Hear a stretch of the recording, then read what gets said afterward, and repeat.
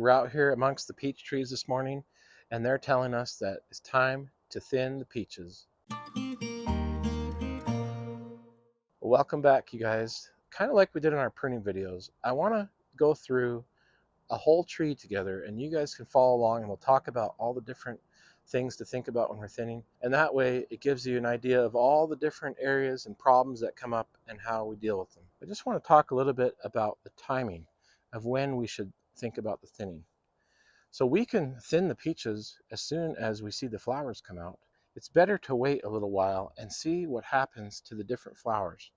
Sometimes frost can come and knock some of them out that you thought you were going to keep. Sometimes damage can happen to some of them. Sometimes some of them are smaller, like this one right here. And some of these others are bigger. The tree is kind of showing you which ones it's got good plumbing going to and it's hooked up to, and it has decided, hey, we're going with this one. So peaches have developed enough where we can see what's what now. We can kind of sort them. On the other hand, if we wait too long, 3 to 4 weeks before they start putting on size, it might try to put size on all of them. It's just wasting that energy. So right now the peaches are about the size of a nickel. Today is May 20th, and it's a nice timing for us to go through and thin these peaches. We usually like to thin them between May 10th and May 25th, somewhere in there. Let's talk a little bit about strategy of the thinning. So the first thinning that we do is actually the pruning, and we remove 70% of the excess branches and also flowers that are to come. Now we're almost doing a second pruning, or it's called thinning, where we prune off or pull off the remaining sets of peaches. There's no shortage of peaches. We have huge clusters of peaches all over these trees. We already know that it probably is too many. And some of you may be asking, well, mine are always the size of a golf ball.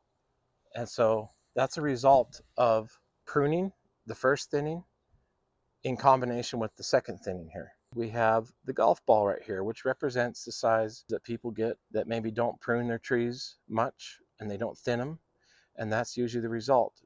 Big groups of golf ball size, which about 80% of that is the pit inside. So you're not really getting a peach. And then we have something more like the tennis ball size right here. And maybe that's what is good enough for you. Now, our experience at the farmers markets and the different things that people seem to like peaches about to be about this size.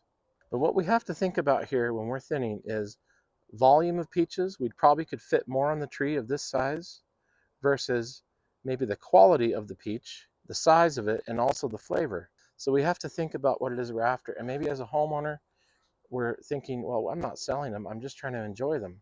Maybe this is more what we want. And maybe if you're a producer, you're going to the markets and you're trying to mass produce as much volume off the tree as you can, maybe this is good enough. I brought the balls over here for a minute because we have a branch here that we're going to thin. And you can see that if I stick this ball up to the branch and I have a big peach hanging off there, I can fit one maybe every 4 to 5 inches. But I can fit maybe about 3 of these heavy, because this thing's pretty heavy.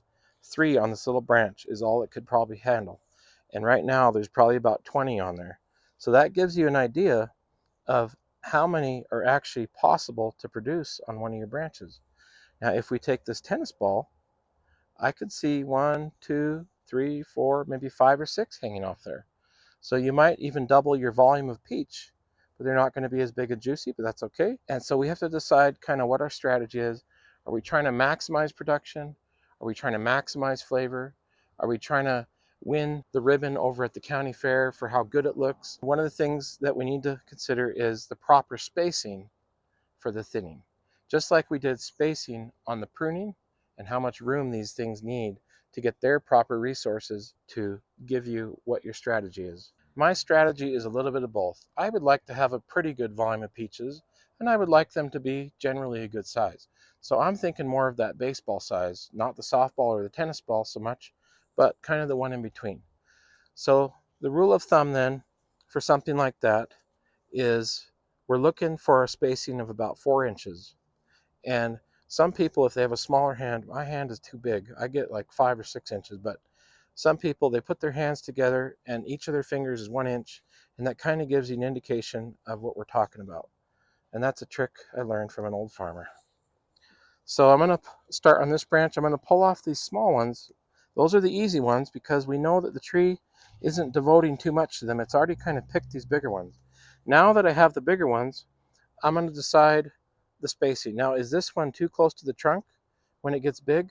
It might, and if it does, what will end up happening is this peach will end up getting scarred because it'll be rubbing in the wind, and when it's stormy, it will rub on there a little bit and it'll scar it up. So I'm going to discard that one, and now I'm going to leave, I have a choice here next. There's one kind of facing up, and there's one facing down. We are looking for the one that's facing down this time because it's already in a natural position with good attachment right there, where it can sit there and it can go in the wind and it can not get affected. Whereas this one up here flaps in the wind, it's going to potentially even tear itself off in a bad windstorm in the summer. It also can get scarred up from leaning as it gets heavy and full of weight. It'll start leaning on its own branches. So I'm going to take the one off the top. Okay, I'm going to come down the branch. I wish there was one about right here. I would keep it, but there's not. So I have to work with what I have. Now there's some of these that are coming out laterally and there's some that are dropping down. I'm going to take that one off the end and I'm going to go for these two. Now you'd say those are growing together. So why would I keep those two? Aren't they going to rub against each other?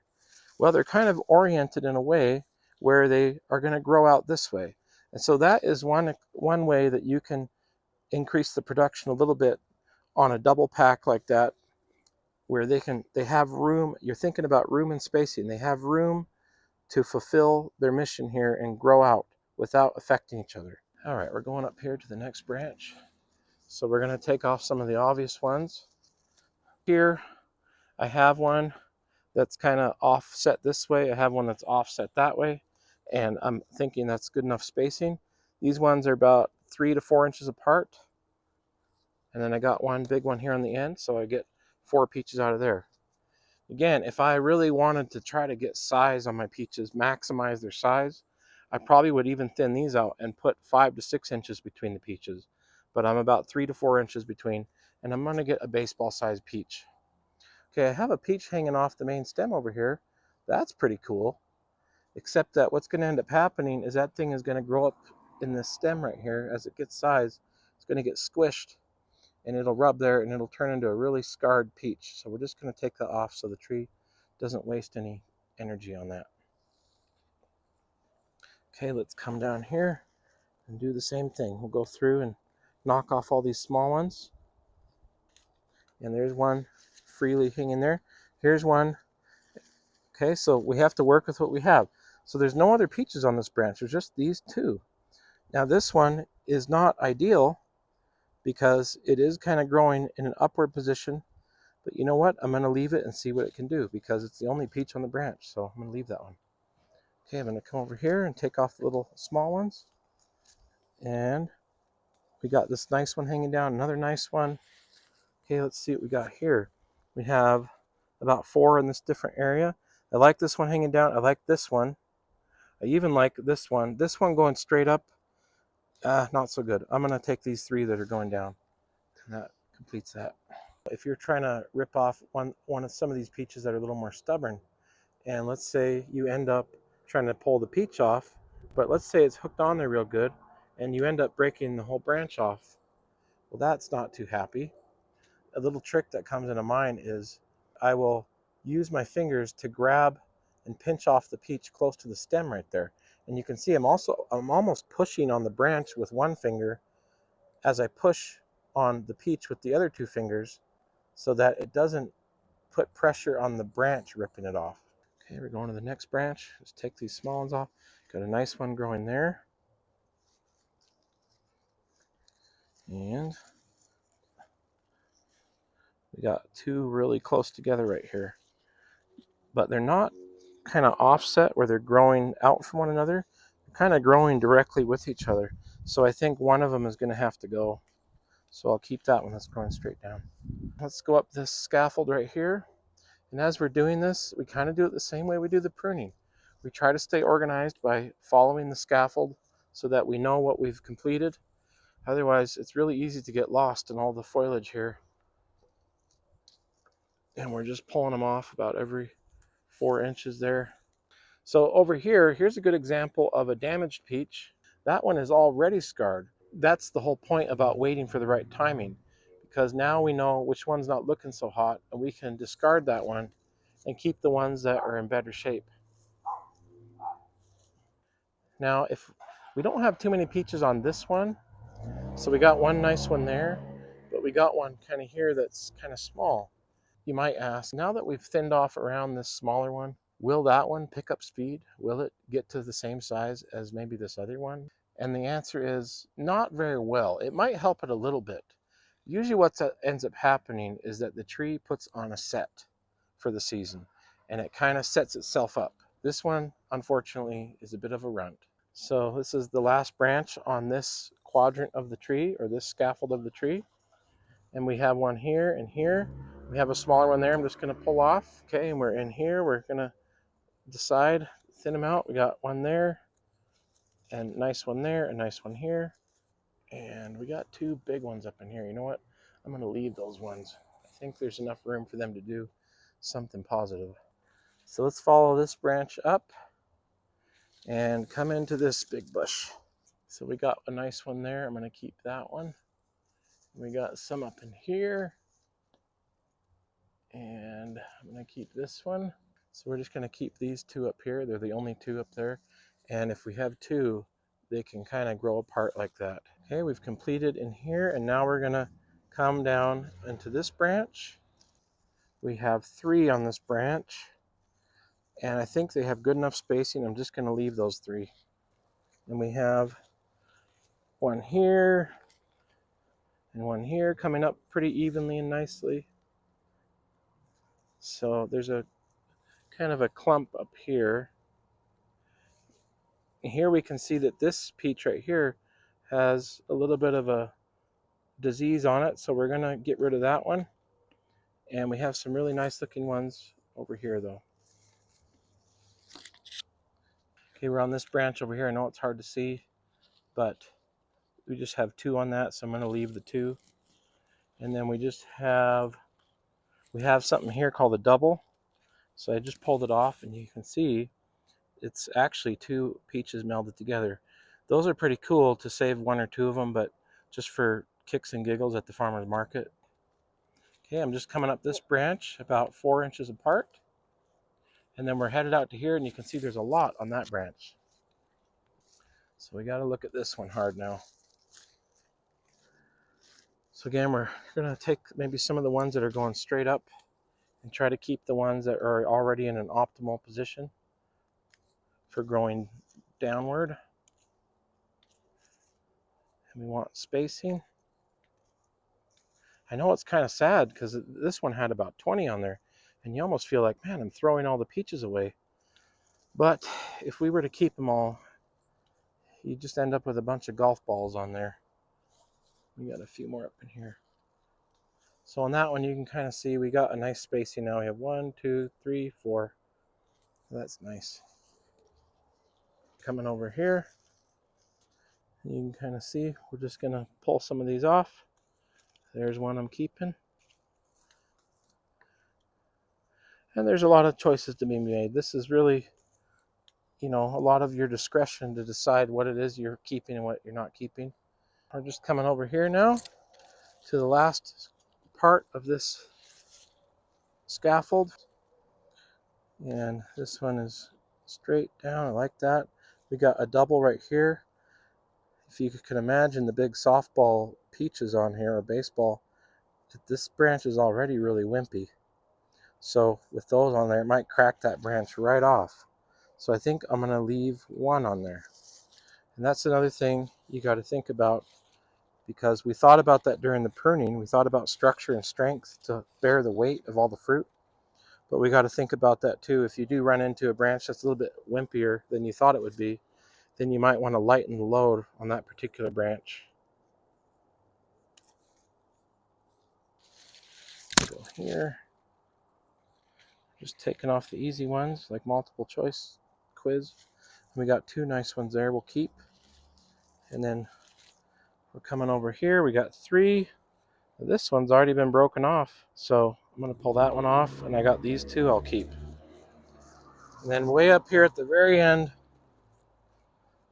we got a nice one growing on the very end out there, so we'll keep that. Okay, we got one last little branch here on that scaffold, and we're just pulling off these little ones. We're trying to pull off the ones that are obvious. We got too much in there, so one of those will come off. So let's go down here. We got a nice one there. We'll keep. From there, it helps us to measure out to the next one. And you can see here as we're coming up, this one is already broken off. So that one went off easy. So we got that nice one, that one. We'll pull that one off. We got another one here I'm going to keep. We're going to keep this one. And probably pull that one off too. And there's too many on this little wimpy dude. Maybe we'll keep just one. See what he can do with that. And you can even count how many peaches you have on one little section of the tree, and you can think about how much square footage that is. You're going to get a whole box of peaches out of just a little area of the tree. We have two here that are kind of a twin again, so I'm going to pull that off. We have a nice one here. We have another twin. We have a nice one here about 4 or 5 inches up, and this is a very strong branch, so we can consider leaving a few more if we want. And then this one here is good.